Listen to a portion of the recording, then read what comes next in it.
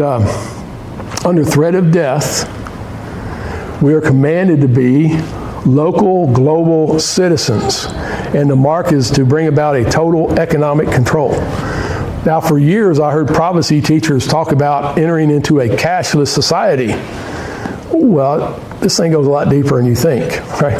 And it goes back a lot further than you think. And if we kind of unthink some things that we have been taught about money, it's going to make a whole lot more sense to us. I mean, I am fascinated right now with the fact that whenever you go somewhere and they said, "Are you using our mobile app today?" No. And I'm going to pay cash. I'm just old school guy, you know, I'm just not into that, right? My youngest son had to teach me how to deposit my check with the ATM machine. Right, so I don't know, I'm just an old guy. I've only recently started using a debit card, making purchases, and everything is done through some kind of the internet somehow, the interwebs, right? Which is all ones and zeros, right? I'll share with you something. Back in the 80s, late 70s, early 80s, there was this guy on PBS. The name was Louis Rukeyser, right? And he understood investing in the stock market and how you're going to make money. And when he spoke about investments, people listened. He had a way about him, you know. And I thought about one time when I was young and single and had money. It was a long time ago, right? I might make a little investment or something. Never got around to it, though. But I remember he said this on one of his programs, but it's in his book called "What's Ahead for the Economy." Now listen to what he says, quote, "Some of the nation's leading experts on money have begun very quietly to make what many would regard as an astonishing admission. They don't know what they're talking about. In this case, it happens, they mean it literally. They don't know what money is in 1982. Take George W. McKinney Jr., a highly respected economist who is retiring next month from New York's Irving Trust Company. Is it then, I inquired innocently, that we just don't know what money is these days? Never did know, confessed McKinley. And then while listeners in our conversation chuckled nervously, made it clear he wasn't kidding. So let me ask you a question. What is money? If you pull out a dollar bill and say this is money, you might need some uneducating, as I did many years ago, right? So here's something here. What is money? Well, money was always considered something that had intrinsic value to it, the medium of exchange, okay? So if I happen to be able to have a lot of apple trees, right, and I got all these apples, and there are a lot more apples than I can eat, and after you eat so many apples, believe it or not, you can probably get tired of apples. Maybe you want an orange. So you take your apple and you trade it for another guy for oranges. Well, see, the guy with the oranges, he doesn't want oranges. He wants tomatoes. My favorite fruit is tomato, right? Never met a tomato I didn't like, right? He wants tomatoes. So he says, well, I'll tell you what I'll do. I'll take your apple and I'll exchange it with the other guy for the tomato. And what became the medium of exchange? The apple. The apple became the medium of exchange. The trouble is, you really can't store apples too long. They kind of get rotten after a while. They get, nasty. They get, if you bite into an apple, that's my wife, she loves apples. If it doesn't go, when you bite into it, throw it in the trash, man. It's nasty, right? So is it something that won't get old? They use a medium of exchange? Well, people have always recognized gold and silver and copper as money. As a matter of fact, the word money in the original languages of both Hebrew and Greek is interchangeably with the word silver. I throw that in there for nothing. So we got ourselves into a idea of a cashless society. Now, a coin. What is a coin? It's a stamped metal, any piece of metal, usually gold, silver, or copper, stamped by public authority and used as the medium of commerce. We sometimes give the name money to other coined metals, but to any other metal which rude nations use as a medium of trade. But among modern commercial nations, gold, silver, and copper are the only metals used for this purpose. Going on, we've got into more times with platinum, but these are all considered precious metals of value. Now, banknotes or bills of credit. This is what we use. We call it cash. We call it dollar bills, so-called. Banknotes are bills of credit issued by authority and exchangeable for coin or redeemable, are also called money. As such, notes in modern times represent coin and are used as a substitute for it. If a man pays in hand for goods in banknotes, which are current, he is said to pay in ready money. Now, in old times when we only accepted gold and silver and copper, and you traveled long distances and you had your coin in a bag, there's a lot of things you don't want to carry it around. You know, you go into a new town somewhere and people saw that bag on your side, you know, you might get whacked over the head and lose it. So what do? You go to the bank, and the bank would give you their banknote. So you carry on these pieces of paper and you take it down to a store somewhere and you give them that piece of paper, and at the end of the day, go over to the bank and get real money for it. Because the paper is just like, in my day, writing out a check, because a check was simply a piece of paper saying you're going to get the money from my account. Right? Genesis chapter 13, verse 2, and Abram was very rich in cattle, in silver, and in gold.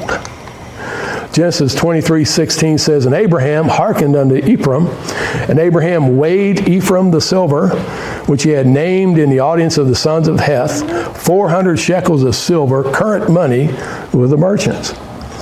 So here's the thing. Let me ask you, what is paper worth? Well, most people say, you know, I'm a funny guy. When I had trouble with the printer, and I try to save the paper, other people just throw it away, just paper. You know, it's just a hang-up thing with me. But you know, nobody really throws away gold and silver coins. Right? You keep that. You know, you consider that a real value, right? And so when you hand someone a piece of paper, we're just passing the buck.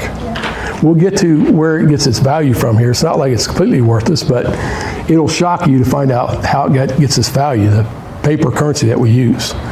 Jeremiah 32, verse 9 and 10, I bought the field of Hanamiel, my uncle's son, that was in Anathoth, and he weighed him the money, even 17 shekels of silver. And I subscribed the evidence and sealed it and took witness, and he weighed him the money in the balances.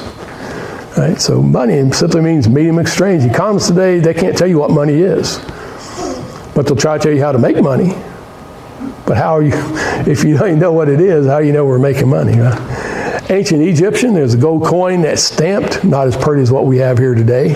Also, ancient Egyptian coins, ancient Persia, they stamped them. Notice they had inscriptions on it. And that's supposed to tell you don't have to weigh it. It's supposed to tell you it weighs exactly this month, right? Found in Israel about the time of the Second Temple, or the time of Christ, the Roman Empire. Right, here's another coin with a Caesar's picture on it. And what was popular before the American Revolution was something called the pieces of 8. You heard of this? Made in Spain. Because Benjamin Franklin, our founders, did not trust the coins coming from George III because he was clipping the coin. In other words, it didn't weigh as much as it's supposed to. But they trusted the pieces of 8. And the cool thing about the pieces of 8 is you can make change with it. How about that, right? Well, one of the greatest inventions or thing to come along in America, in my opinion, was this. The Morgan silver dollar. This revolutionized the economy. These things were minted under the authority of the United States, but at the mine itself.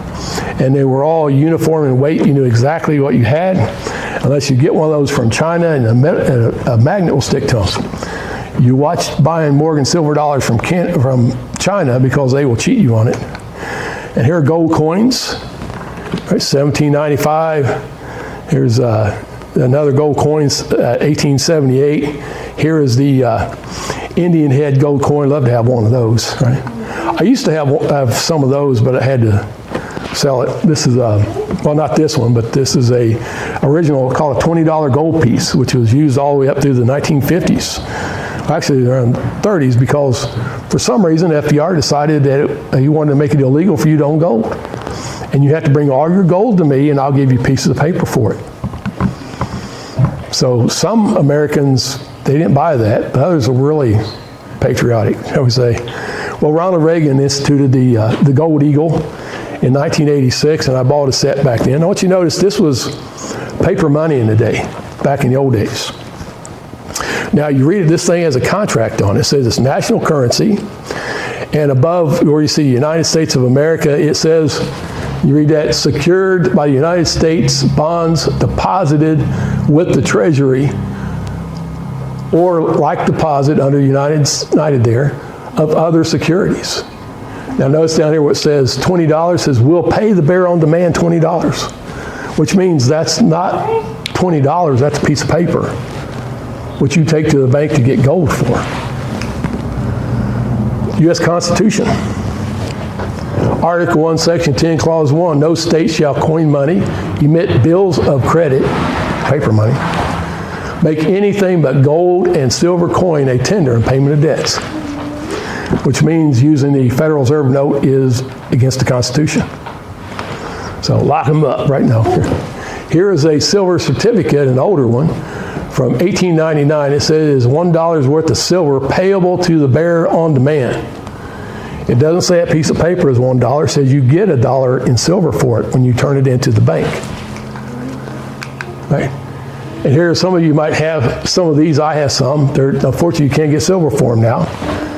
But it says right above the United States, this certifies that there has been deposited in the Treasury of the United States of America $1 silver payable to the bearer on demand. How about that? That's different, huh? And now you have United States of America. No payable on demand. We got snookered, brother. We got snookered somewhere along the line. Where did the gold go? Where did the silver go?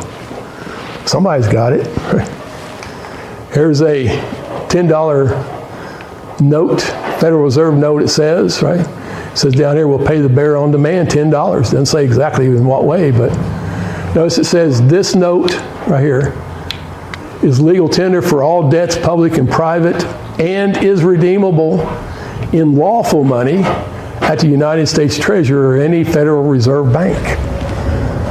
So it's legal tender, but it's not lawful money. There's a difference. See, I said this before, it's legal to get an abortion, but it's never lawful. It's never lawful. Right? And here's a $10 note you probably have in your billfold right now.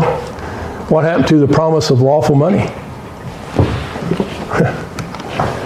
And this is different. Now all these would say Federal Reserve note. I want you to understand the Federal Reserve is not a bank of the United States. And who owns the Federal Reserve? We don't know. Most people they're not even Americans that own the Federal Reserve Bank. I can go down that rabbit hole, and that will get us a rabbit trail. It'll be a long time. Notice this one here. It doesn't say Federal Reserve note. It says United States note. Now it's talking about paying the bearer on demand. You know who issued this one? John F. Kennedy. He didn't last long after that. I'm just asking questions. Now, here, this is put out by the Federal Reserve Bank of New York. This is published by the Federal Reserve Bank. This is the value of your paper money, right here. Banks create money by monetizing the private debts of businesses, individuals, and governments. That is, they create amounts of money against the value of those IOUs. You go borrow money from the bank. What makes that money valuable? The house you borrowed it from. The business you borrowed becomes the value of that note. It has nothing on its own but your debt. So every one of these are debt instruments. You want to know why we're trillions of dollars in debt? Now don't get crooked here. I don't want anybody to get crooked, but we have never, if you've paid with paper money, or the example of it, you have never paid your debts. This is, I'm familiar with this Visa card. That was pretty, maybe you've seen this before. Strange, I mean, just asking questions. Fortunately, this is in Spanish here, but the VI is a Roman numeral 6. The S is a Greek, represents Greek in 6, and the A is 6 from Babylon. So you have 666. Oh, it goes on here. This came out, I remember when they started doing this back in the 80s. It's called the UPC code. Right? And see these two lines. Every one of them will have these 2 lines here, 2 lines here, 2 lines here. This one here tells you that line is a 6. Right? Does that mean I'm doing the mark of the beast with that? No, I'm just telling you that the system is already there. When you're told that you have to have it on your body, and you have to observe allegiance to the global government for it, that's another thing. But I'll tell you what, you want to talk about real money? If you can't hold it in your hands, you don't have it. You don't own it. Jesus said, occupy till I come. Occupy till I come. We got to deal, this is a system. We're in this system the way it is. It's not our choice. People are happy when you give them paper to pay your bill, then give it paper, pay your bill. You know, when in 1964, a quarter was made of silver and has a value of about $4. And you know, my daddy was buying gas in 1964 for 25 cents a gallon. Think about that for a minute. When I first started driving, it was like 50-something cents a gallon. But I want to tell you, a silver quarter is worth about what you're paying for gas right now. Right? Jesus said this, lay not up for yourself treasures upon earth, where moth and rust doth corrupt, and where thieves break through and steal. But lay up for yourselves treasures in heaven, where neither moth nor rust doth corrupt, and where thieves do not break through nor steal. For where your treasure is, there will your heart be also. Poor Greeks a couple years ago woke up one day and found out their bank accounts were completely empty because the Greeks had debt to pay to the international banksters. And you know that could happen to you or I. We could wake up one day, I mean, everything's electronic entries now. You don't actually have coins, right, that you're hiding somewhere. If you have some, you should. That's wise to get some of that stuff and hide it away. But what I'm saying is, you could wake up tomorrow and they could just zip, and everything in your account's gone. Matthew 11, verse 28, 30.